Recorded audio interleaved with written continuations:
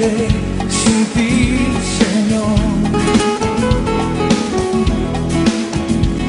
Si solo tú, Jesús, tienes palabras de vida. Si subiera al monte más alto. Vengan conmigo al libro de los Hechos. Vamos a leer en el capítulo 2, pero vamos a hacerlo a partir del versículo 15. Dice, y es el apóstol Pedro el que dice, por esto están, dice, porque estos no están ebrios. Fíjese, es el apóstol Pedro que unos días atrás, lleno de miedo, de pánico, a pesar de que él declaró a Jesús, no solamente estoy dispuesto a ir a la cárcel por ti, sino a la misma muerte.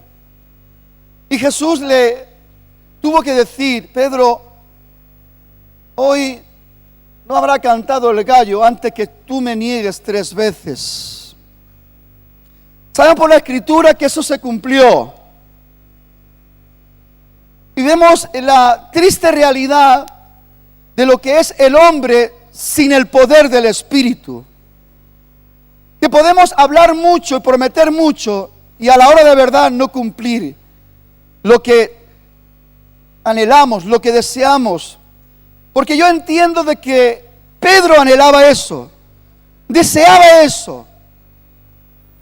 Y podríamos decir que dentro de su conocimiento, él lo expresó de corazón, pero él no se daba cuenta de que no estaba preparado, no estaba acondicionado para cumplir lo que él estaba diciendo. Necesitaba una manifestación sobrenatural para que él pudiera realmente cumplir el deseo de su corazón de servir a Dios con integridad y con verdad. Y ahora es el apóstol Pedro que en medio de esta escena, porque cuando la iglesia fue llena del Espíritu Santo y hubo ese estruendo, y dice que un viento recio sopló en el lugar donde estaban congregados, lenguas de fuego aparecieron sobre las cabezas de cada uno de los que estaban reunidos, y todos fueron llenos del Espíritu Santo y comenzaron a hablar en otras lenguas conforme el Espíritu Santo les daba que hablase. Entonces, en esta experiencia sobrenatural, gloriosa, que no se había experimentado hasta ese momento, hasta ese día, esto provocó un alboroto. Eran tiempos de visitación de los judíos prosélitos que estaban en muchos países repartidos para venir a adorar a Jerusalén. Y al escuchar este estruendo y todo esto, se congregaron, dice la palabra, judíos de infinidad de lugares que conocían lenguas. Dice que los oían hablar en sus propias lenguas las maravillas de Dios. Todos estaban atónitos, pero otros que no entendían, otros que no estaban por lo que estaba sucediendo, pues lo que dijeron es que estaban borrachos, que estaban ebrios. Esto es lo que están ebrios, están borrachos. Entonces Pedro, sin ningún tipo de temor, sin ningún tipo de freno, con una valentía sobrenatural, pero no era de él, no era en su naturaleza humana, sino que era en la manifestación de una nueva naturaleza en el Espíritu. Ya estaba lleno del Espíritu. Y esa es la gran diferencia entre un creyente lleno del Espíritu y uno que no está lleno del Espíritu. Podemos estar llenos de buenos deseos, podemos declarar muchas cosas que queremos hacer, podemos prometer muchas cosas, pero querido hermano y querida hermana, la realidad es esta: Jesús lo sabía y por eso le dijo a sus discípulos no moverse de Jerusalén. Porque para poder llevar a cabo mi obra y para poder cumplir el propósito eterno de Dios, necesitáis la llenura del Espíritu Santo. Y los hermanos que obedecieron cuando Jesús dijo esta palabra, dice que habían como 500 testigos. 500 personas que fueron testigos como Jesús fue ascendido a los cielos. Él dijo, así como me veis ir, me veréis venir. Pero antes les dio esta orden, le dijo que no se movieran de Jerusalén hasta que fuesen investidos del poder de lo alto. Que de aquí a pocos días, no dijo los días, justo fueron 10 días. ¿Saben lo que sucedió en esos 10 días? Que a lo mejor los 500 se juntaron ahí y llenaron todo el lugar, arriba, abajo, desbordados. Pero dice que solamente 120 perseveraron en oración, en ruego. Y cuando llegó el día de Pentecostés, un día señalado, es cuando sucedió ese evento sobrenatural, ese momento glorioso que iba a marcar un antes y un después en la historia de la iglesia, el nacimiento de la iglesia por la manifestación del poder del Espíritu Santo. Entonces vemos la gran diferencia entre una persona que tiene buenos deseos, pero que en un momento determinado el miedo puede más que el buen deseo. Y eso es lo que le pasa hoy en día también a muchos cristianos que tienen muy buenos deseos de servir al Señor, pero no saben que si no están llenos del Espíritu Santo, las cosas se quedan en el camino. Y el Señor, sabiendo, dice que ha acondicionado y ha preparado y Él nos ha hecho aptos para ser participantes de la herencia de los santos en luz. Y todo esto está bien enfocado por una ruta que el Señor ha marcado, que es la ruta de vida en el Espíritu. Y eso es lo que en esta mañana, con la ayuda del Espíritu Santo, vamos a mirar un poquito detenidamente. Pero antes vamos a leer, dice, porque estos no están ebrios, porque estos no están borrachos. Es Pedro, con valentía, con arrojo, con denuedo, como vosotros suponéis, pues es la hora tercera del día, es muy temprano para estar borrachos, en otras palabras. Dice, mas esto es lo dicho por el profeta Joel, y en los postreros días, dice Dios, derramaré mi espíritu sobre toda carne. ¡Qué inspiración tan poderosa Dios le da a su siervo para puntualizar la importancia del cumplimiento en el tiempo! Esto es lo dicho, lo profetizado por el profeta tantos años atrás. Derramaré mi espíritu sobre toda carne, y vuestros hijos y vuestras hijas profetizarán, vuestros jóvenes verán visiones, y vuestros ancianos soñarán sueños, y de cierto sobre mis siervos y sobre mis siervas.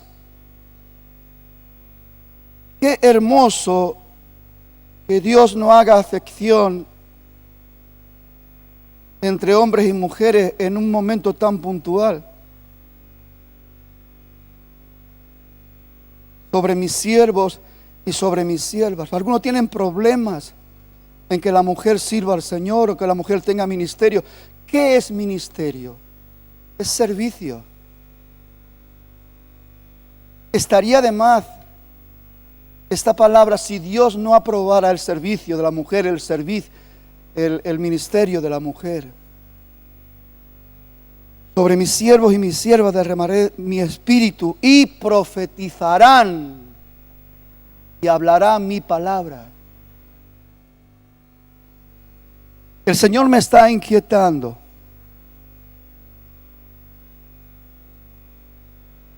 Y le digo en qué. La iglesia en el siglo XXI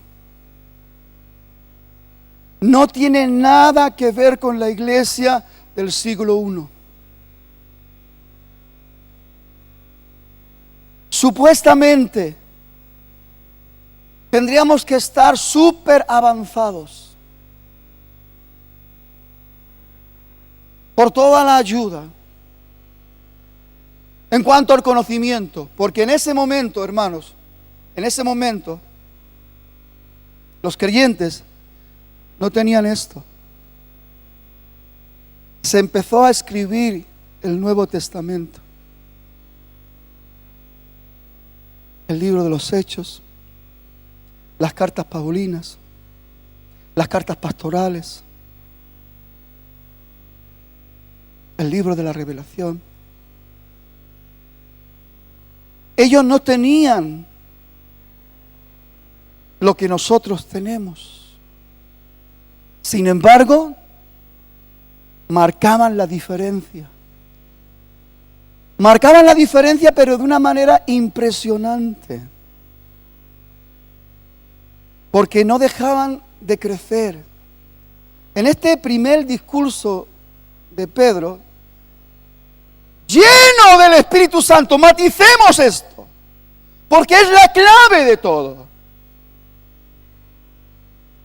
Como 3,000 almas vinieron a los pies de Jesucristo.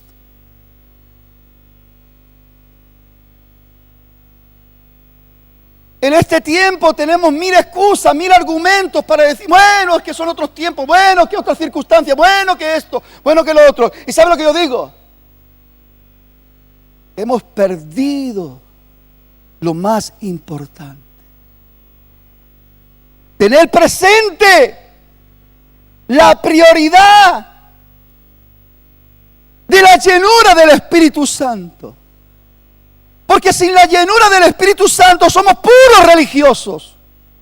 Que le hablamos muy bonito. Que nos expresamos muy bien. Que publicamos nuestros buenos deseos, nuestras buenas obras. Pero a la hora de la verdad somos cobardes.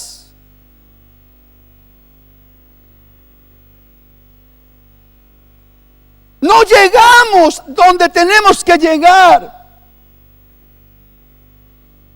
Porque el poder y la autoridad que Dios nos regaló, la hemos arrinconado, lo hemos escondido. Ahora solamente quedan palabras bonitas, buenos deseos, adornos, que ni tan siquiera adornan la sana doctrina, porque si fueran adornos que adornan la sana doctrina, otro gallo los cantaría.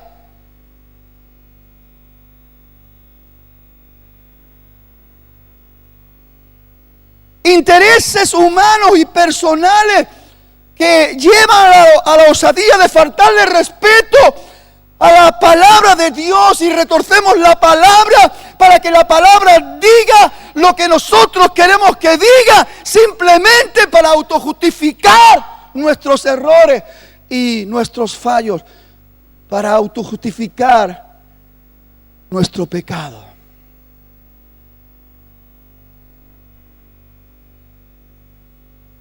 La iglesia del primer siglo no se atemorizaba ni por nada, ni se avergonzaba de nada. Y hermano, ellos sí que tenían verdadera opresión, persecución, y no se andaban con cuentos con ellos. Pero contra más perseguidos eran, contra más masacrados, dice que más aumentaba el número de los creyentes, de hombres y mujeres, y más aumentaba el número de los discípulos, y más se engrandecían las iglesias afirmándose en el Señor.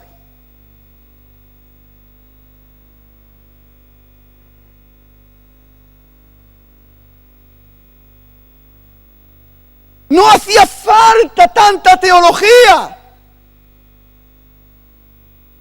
No hacía falta que se supieran los siervos del Señor tantos versículos de memoria y tantos pensamientos rebuscados de la teología moderna o de la teología del momento. Ellos sabían lo principal y lo más importante, que era la llenura del Espíritu Santo.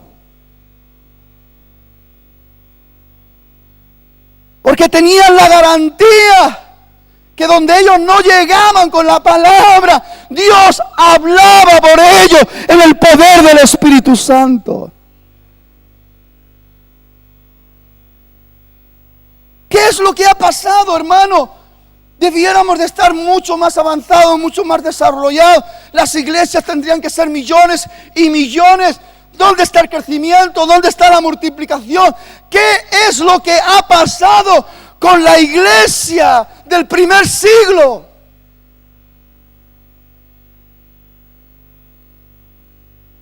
Los emperadores romanos, varios emperadores, quedaron locos. Porque el cristianismo era como una pandemia, un virus que no podían parar.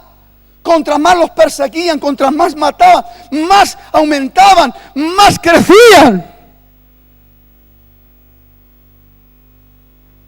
Hasta que un emperador, Onésimo, y después más atrás Constantino, entendieron y movieron una estrategia para no perseguir más a los cristianos, sino más bien abrirle los templos, encerrarlo entre cuatro paredes, y ahí empezó el declive de la iglesia.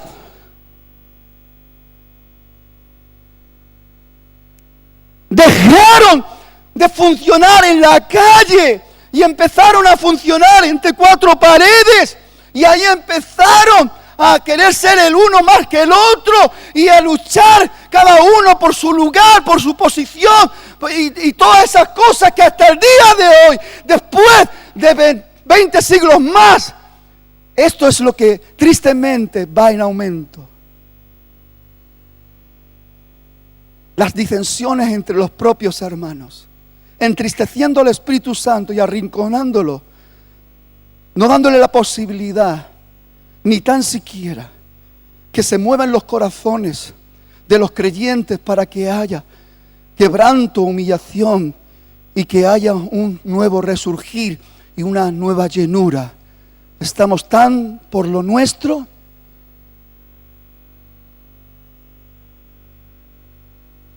que no nos interesa nada de los demás, e incluso hasta hacernos daños unos a otros.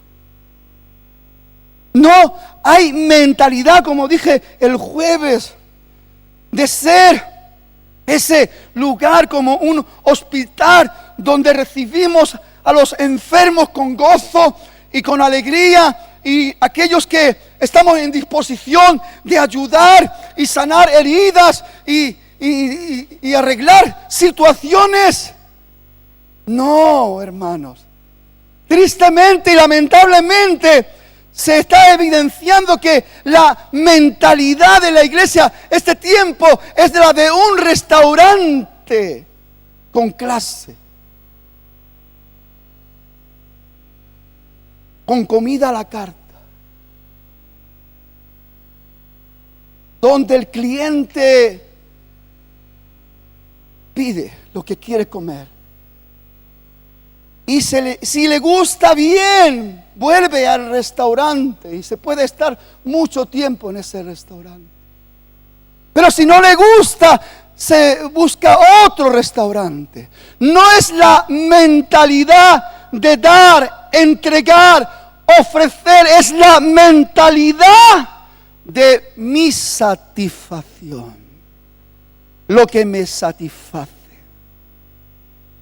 lo que me gusta. Bien, pastor, me has gustado. Te daré el diezmo.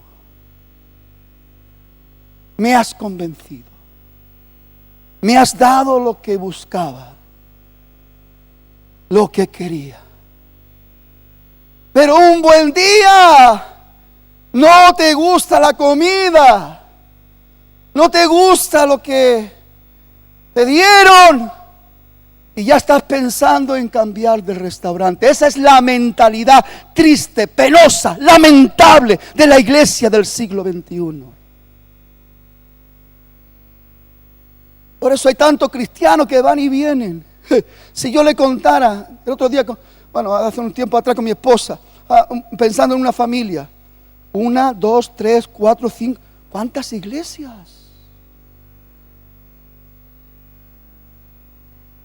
¿Dónde está el sentir del llamado? ¿Dónde está la claridad donde Dios nos ha puesto? ¿Dónde está la fidelidad de los hijos de Dios en el lugar donde Dios nos ha puesto? ¿Dónde está el tiempo que necesitamos para ser adiestrados, preparados, para poder servir a otros y poder honrar a nuestro Dios con nuestro servicio? ¿Dónde están todas esas necesidades y realidades que tienen que estar en la mente y en el corazón del Hijo de Dios? No estamos en una mentalidad egoísta. Somos mejores que la peor gente del mundo. Solo que el egoísmo tiene otro color, porque está disfrazado con un manto de religiosidad y con buenas palabritas. Hipocresía pura. Y eso es lo que lamentablemente y tristemente la iglesia en el siglo XXI estamos compartiendo. Hipocresía.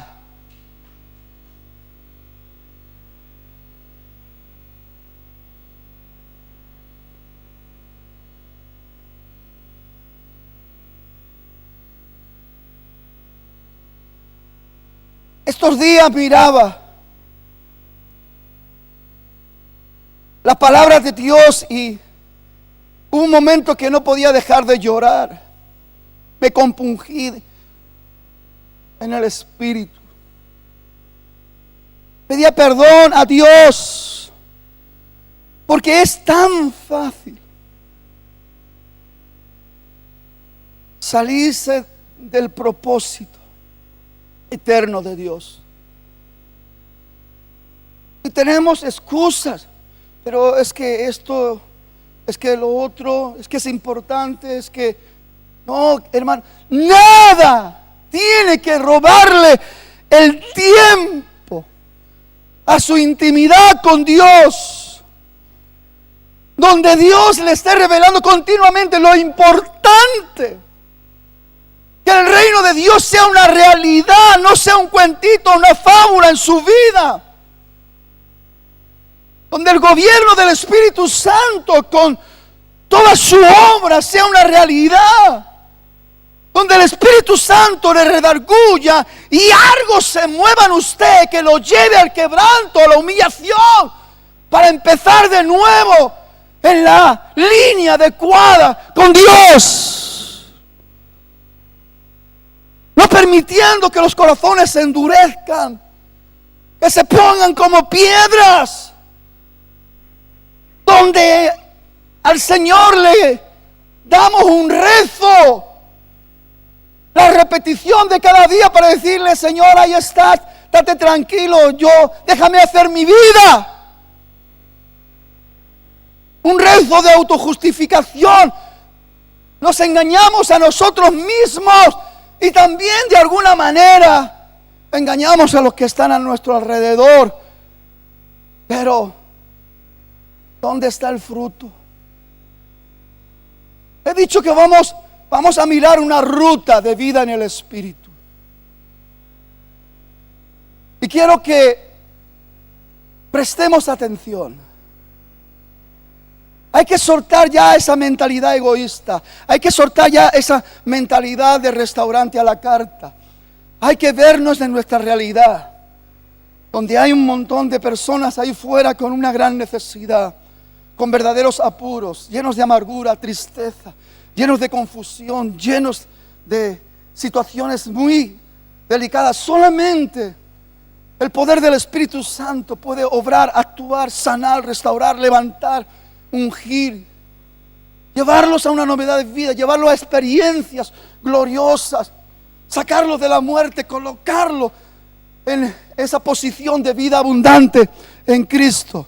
Pero hermanos, no vamos a poder dar lo que no tenemos, no vamos a poder enseñar lo que no vivimos, no vamos a poder compartir lo que no experimentamos.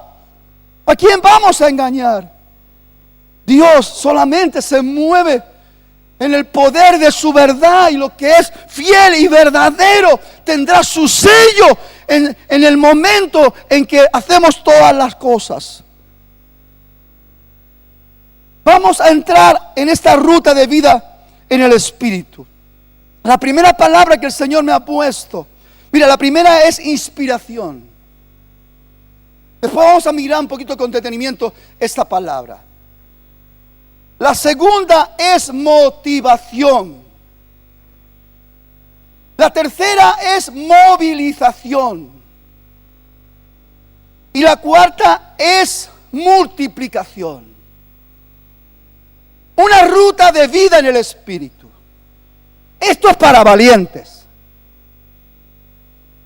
El reino de Dios los arrebatan los osados, los valientes, los que tienen coraje. Y les invito que en esta mañana podamos romper con mentalidades que nos mantienen atados a ideas equivocadas y egoístas. El día jueves también dije que tenemos mentalidad de crucero, no de buque de guerra. ¿Cómo vamos a poder pelear esta guerra, esta batalla que tenemos por delante con las huestes espirituales de maldad, principados, potestades, gobernadores de las tinieblas, con la mentalidad de crucero?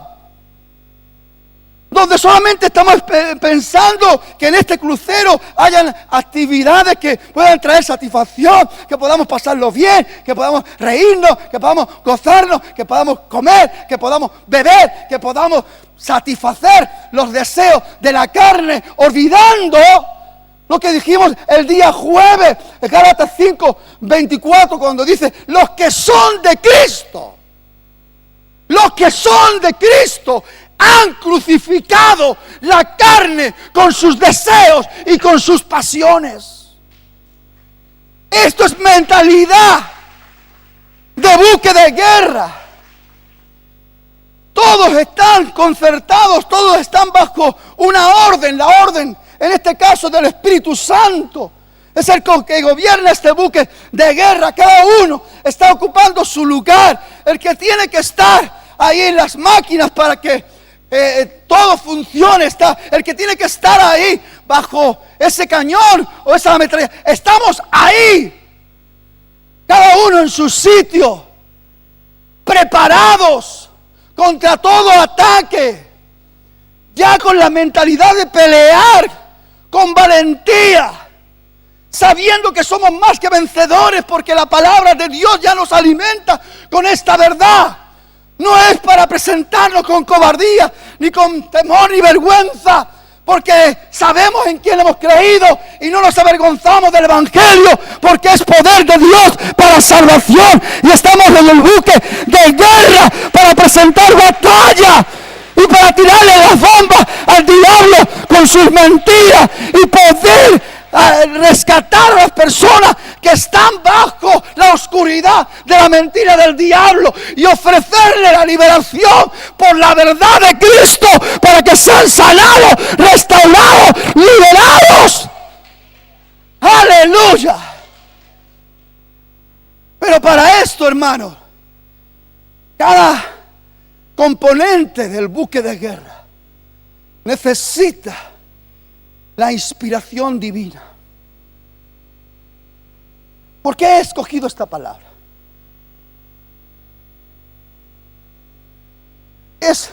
En el diccionario dice que es un acto sobrenatural que Dios manifiesta en sus hijos.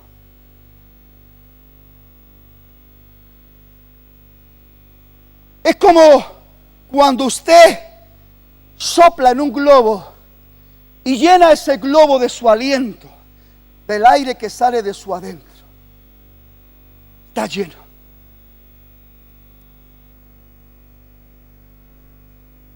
Lo que Dios hizo en el día de Pentecostés es soplar su aliento, su espíritu.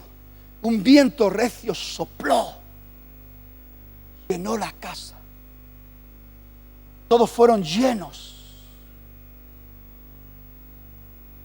Hoy más que nunca, usted y yo necesitamos entender la importancia de recibir la inspiración de Dios, el soplo de Dios. Verificar de que estoy lleno de su aliento de vida, que estoy lleno de su espíritu. Porque si estoy lleno de su aliento de vida, porque si estoy lleno de su espíritu, estoy lleno del poder de Dios y estoy lleno de la autoridad del cielo. Y esto sí que me capacita.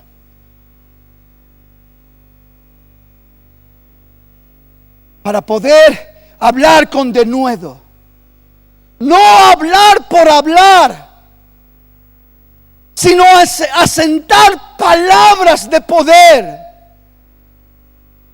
en base a mi inspiración. Porque ya no soy yo con mis buenos deseos, luchando con la debilidad de mi naturaleza carnal. Es Dios inspirando su aliento de vida, su poder, cambiando mi situación, transformando mi condición. Por eso Pablo dice: con Cristo estoy juntamente crucificado, y ya no vivo yo, sino que vive Cristo en mí. Y lo que vivo ahora en la carne, no lo vivo en una filosofía, en una idea, en un buen deseo. Lo vivo en la fe, en la convicción, en la seguridad del Hijo de Dios, que ha soplado su espíritu y me ha llenado de su espíritu. Todos sabemos lo importante que es la inspiración, la llenura del Espíritu Santo en nuestras vidas. Hechos 1:4 al 5 dice: y estando juntos le mandó que no se fueran de Jerusalén, sino que esperaran la promesa del Padre, la cual les dijo: oísteis de mí, porque Juan ciertamente bautizó con agua, mas vosotros seréis bautizados con el Espíritu Santo dentro de no muchos días.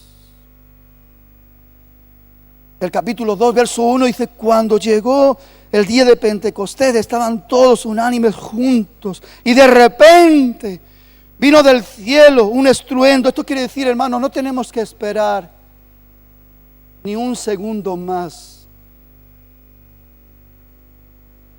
para que hoy nos demos cuenta de la necesidad de ser llenos.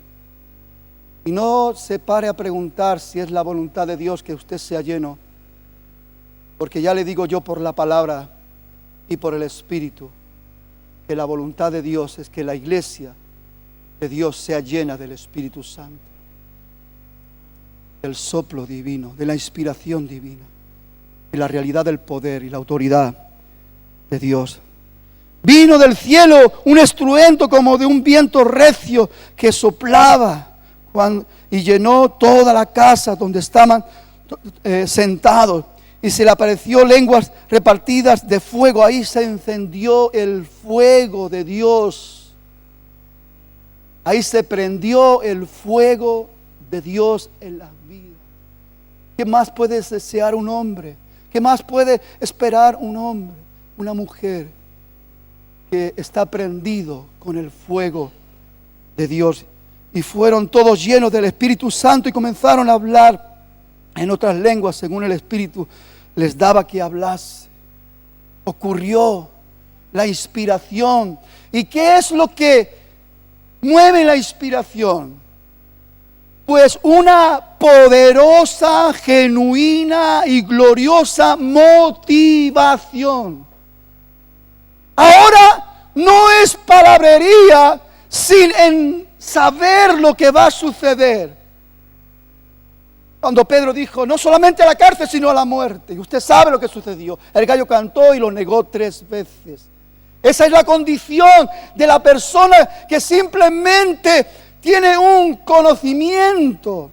Pero el que experimenta la llenura del Espíritu Santo está en otra posición de poder y gloria.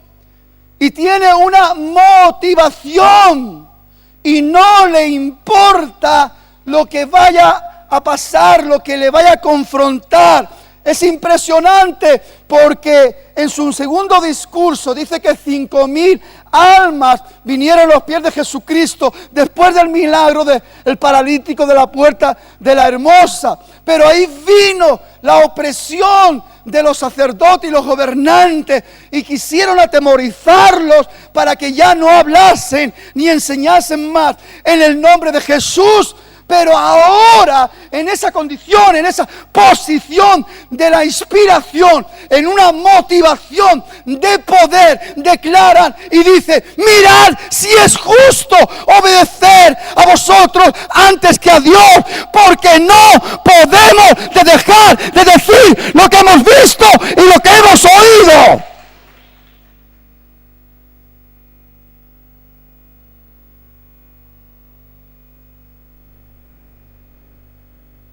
Una motivación que no se apagaba, porque los llevaba a cosas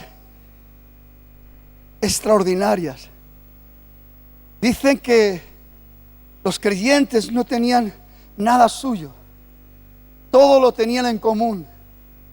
Y algo que muchas veces hasta los pastores lo queremos saltar porque es algo tan difícil de entender, porque vendían sus propiedades y lo ponían a los pies de los apóstoles. Y no queremos hablar de esto porque, y algunos enseñan, no, es que aquello pasó. No, aquello pasó porque estaban tan llenos del Espíritu Santo que le daban toda la importancia a la vida en el Espíritu y sentían en su interior de que ellos iban a tener abundancia de todo. Dice que no tenían necesidad de nada. Y eran de un solo corazón y todo lo tenían en comunión. Y eso lo hace la inspiración que levanta la motivación poderosa, donde ya no somos esclavos de lo material, sino que somos personas libres en el poder del Espíritu Santo. Y andamos en otra dimensión de vida. ¿Cuántos cristianos le ponen tantas pegas al Señor? Señor, tú sabes, el trabajo, mi familia, mis hijos. Y no se dan cuenta. Cogen trabajos para los fines de semana, domingos, sábados, donde es el día del Señor, donde la iglesia es edificada, donde Dios tiene preparado un banquete, pero se lo pierden. No comen, no se nutren, no se alimentan espiritualmente. Viene esa flaqueza, viene esa debilidad y viene pues ese enfriamiento y las muertes espirituales. Y están llenos de resentimiento. No le gusta que ningún creyente le diga, hermano, pero ¿por qué no viene a salir?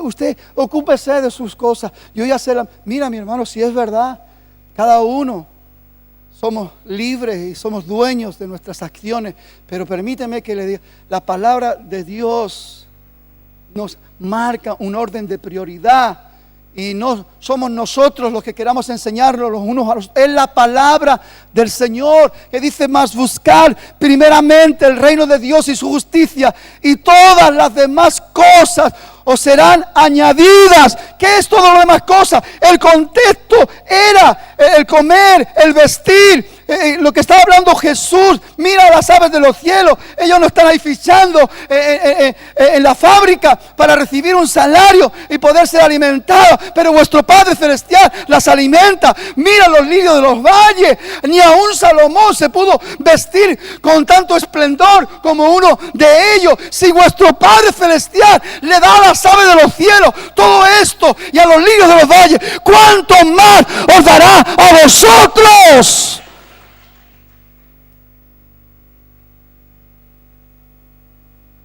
Pero la iglesia del siglo XXI está más comprometida con lo material que con lo espiritual. ¿Y cómo podemos ser ese buque de guerra o ese hospital con una mentalidad tan egoísta? Lo mío y lo mío. Cuando la mentalidad de Dios es entregarse, darse, ofrecerse. Entonces sí, vengo a la iglesia y me dan un poquito de emoción y me dan un poquito de risa, me cuentan un chiste y me voy un poco alegre y de alguna manera pues sí, me maquillan mi propia situación. Y el pastor pues predica de tal manera que, hijito, no pasa nada si tú cumples con tus deberes y preocúpate primero de tu familia, de tus hijos, que no falte el pan en tu casa. Pues, hermano, ¿qué dice la palabra? Dios da. ¿Quién da? Dios da pan para el que come. ¿Usted come? ¿Usted come? ¿Usted come?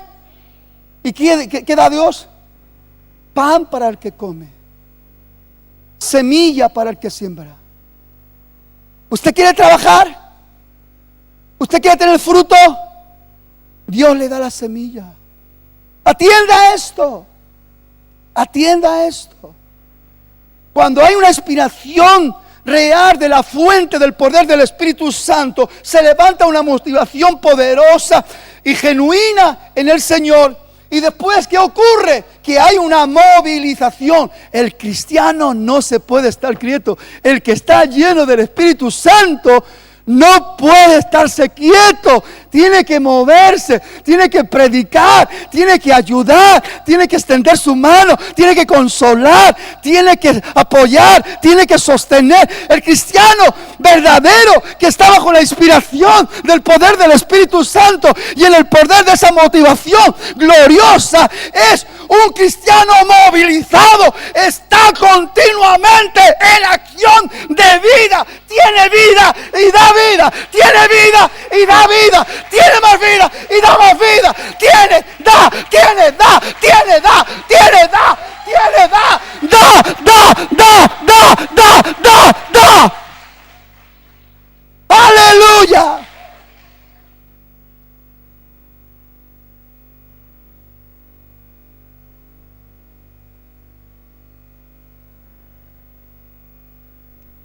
Y la suma de esta inspiración, de esta motivación y de esta movilización, ¿qué es? Una multiplicación. Hechos 5:14. Dice, y los que creían en el Señor aumentaban en gran número, así de hombres como mujeres. Me encanta cuando se tienen en cuenta las mujeres.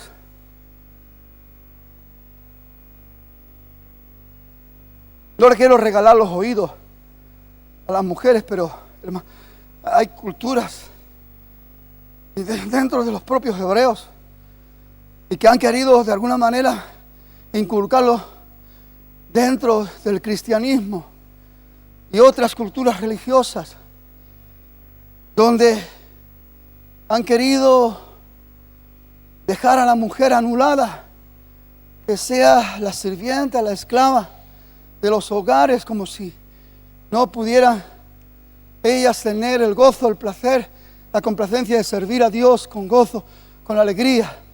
Usted lea las cartas paulinas, y Pablo tenía más colaboradoras que discípulos, que que siervos.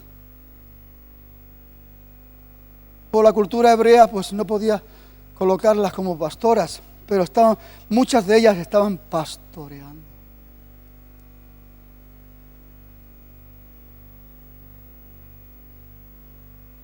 Es verdad que el hombre ha sido puesto como cabeza y es verdad que la mujer tiene que estar bajo autoridad, pero no le robemos a las mujeres el privilegio de servir al Señor. Acuérdese, las primeras en llegar a la tumba fueron las mujeres. No sé por qué he dicho esto. Tendría que decirlo por algo. El resultado de esa inspiración, esa gloriosa motivación y esa movilización fue la multiplicación de los creyentes. Dice que aumentaban los creyentes, los que creían. Pero no solamente los creyentes. Dice en Hechos 6:1, dice, en aquellos días, cómo creciera el número de los discípulos. Había crecimiento de gente que venía a los pies, pero otros crecían en la disposición, eran aprendices. Un discípulo es un aprendiz, pero un aprendiz aprende trabajando. Y ya estaban sirviendo ese gran número de discípulos. Y no solamente crecían los creyentes, y no solamente se multiplicaban los discípulos, sino que las iglesias también se aumentaban y crecían y se fortalecían. Hechos 9:31 dice, entonces las iglesias tenían paz por toda Judea, Galilea y Samaria, y eran edificadas andando en el temor, en el respeto del Señor, y se acrecentaban fortalecidas por el Espíritu Santo. Hechos 16:5 dice, así que las iglesias eran confirmadas en la fe y aumentaban en número cada día.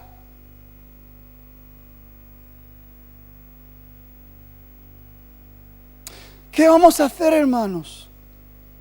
¿Vamos a seguir con esta mala costumbre en el tiempo que nos ha tocado vivir en este siglo XXI? ¿Usted y yo vamos a seguir con la mentalidad de restaurante a la carta o vamos a meternos a ayudar en este hospital donde Dios va a enviar tanto necesitado y tanto enfermo y tanto cojo y tanto desvalido? ¿Qué vamos a hacer, hermano? Vamos a seguir en esa idea. Lo primero es nuestra comodidad, nuestro placer, nuestro bienestar. ¿Dónde encontramos que Jesús? Yo miro al Señor y digo, Dios mío, este hombre, a mí me da vergüenza cuando me quejo de mi trabajo, de mi falta de tiempo. Y cuando uno se asoma a la palabra y Jesús dice que aún no había amanecido, ya estaba en el monte orando, ya estaba preparando, o ya estaba predicando a la orilla de la playa, ya había una gran multitud de temprano, y era tarde cuando todavía estaba despidiendo a la multitud y cuando estaba orando por los enfermos, y aún cuando se apartaba para ir a orar con el Padre. ¡Ay, qué trabajo! ¡Hay tanto trabajo! Entonces, ¿qué, hermano? ¿Qué hacemos si nos rascamos la barriga? ¿Dónde está el cumplimiento del mandamiento? Ir por todo el mundo. Usted piensa con esa mentalidad de placer, que solamente nos apuntamos. Uy, el retiro de matrimonios en el hotel. Uy, allí ponen bien de comer. Uy, allí. Uy. No van porque van a recibir una palabra. No van porque sienten la necesidad para que su matrimonio sea fortalecido. se ha sanado de aquellas cosas que tienen que ser sanadas. No van con este deseo. Ay, pastor, te adelantas a decir cosas. Bueno, hermano, el próximo retiro de matrimonio lo haremos dentro de los días de ayuno y oración. A ver cuántos se apuntan.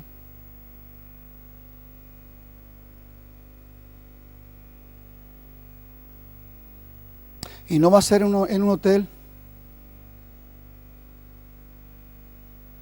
Será en un sitio para que las mujeres compartan con litera y los hombres también con litera, donde oigamos el ronquido del uno y el ronquido del otro.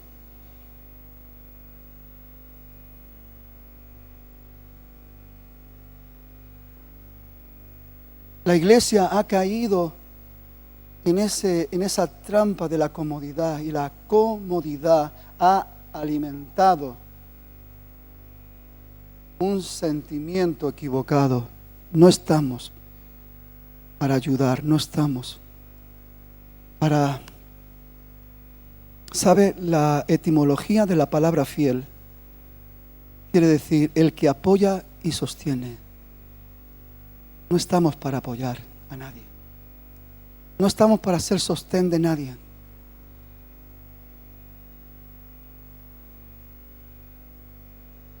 Estamos para sostener a nadie.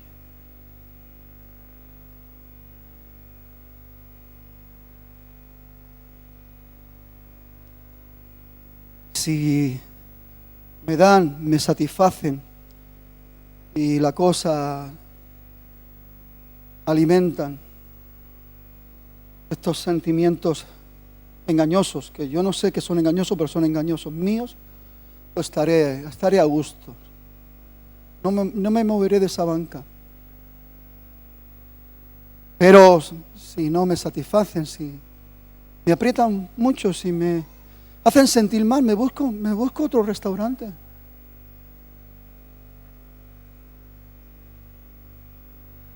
Si las actividades de este crucero no me satisfacen porque me comprometen a hacer algo, pues me busco otro crucero.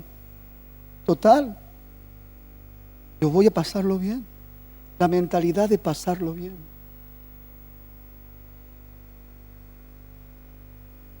¿A quién vamos a salvar? ¿Cómo vamos a entrar en un mundo lleno de tanta necesidad, tanta angustia, tanta amargura, tanta tristeza, por todos los movimientos destructivos que el diablo ha ido sembrando familia tras familia?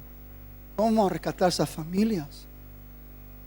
¿Cómo vamos a enseñar a esos hombres a que sean varones con una estabilidad emocional, psíquica, mental, donde puedan bendecir a su esposa y puedan bendecir su hogar, su familia, sus hijos? ¿Cómo vamos a ayudar a esos jóvenes que están desquiciados con espíritus de rebeldía y que solamente están pensando en a ver cómo lo hago más grande, más gorda, para meterme en líos más grandes, sin importarme ser esclavo de droga, de alcohol, de esto o de lo otro, que hay muchas cosas, ¿verdad? Ni pensarlo.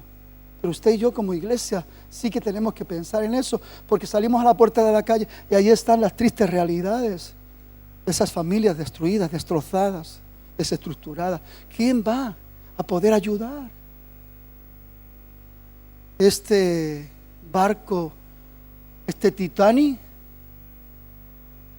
con todos lujos de detalles, nos vamos a hundir porque no vamos a llegar a puerto.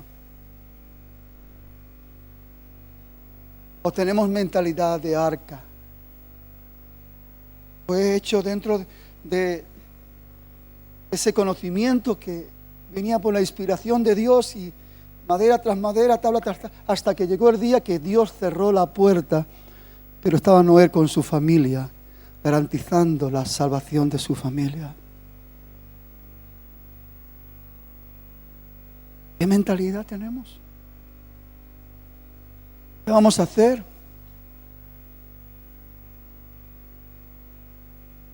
El Señor te dice: ocúpate de mi reino y yo me ocuparé de tu casa.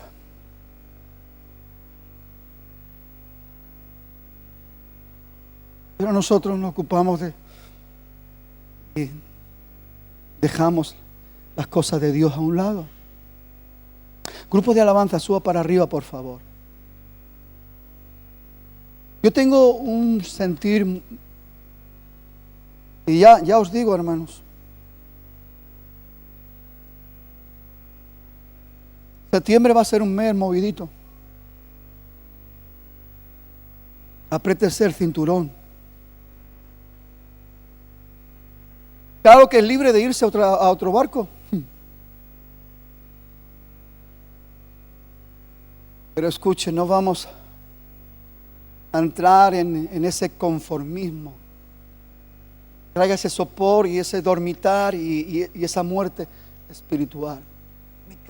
Me encanta el apóstol Pablo, con la claridad y con la profundidad que habla a través de la carta a los Romanos en el capítulo 12. Hermanos, os ruego por las misericordias de Dios que presentéis vuestros cuerpos, sacrificio vivo, santo y agradable a Dios, que es vuestro culto racional, que es vuestra porción diaria.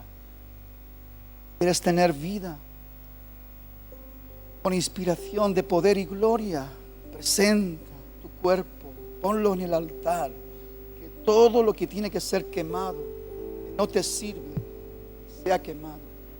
Que la purificación por el fuego, que es la inspiración y el poder del Espíritu Santo, en esa relación divina de Dios y hombre, te perfeccione de tal manera que levante en ti esa motivación. Todo lo puedo en Cristo que me fortalece. Yo sé en quién he creído. No me avergüenzo del Evangelio, porque es poder de Dios para salvación, primeramente para el judío y después para el griego. Pero entrar en esta mentalidad de guerrero, luchador, caminar cada día dando pisadas de conquista. Dios le dijo a Josué: todo lugar que pisare la planta de tu pie será vuestro. Conquistando territorios que el enemigo ha robado, familias que el enemigo ha destruido, familias que han quedado desahuciadas, que no hay forma ni manera de arreglar esa situación, solamente una intervención divina. Pero ¿quién será el que le lleve la palabra de vida a esta familia? Heme aquí, Señor, envíame a mí. Esta mentalidad necesitamos: inspiración, motivación, movilización, multiplicación.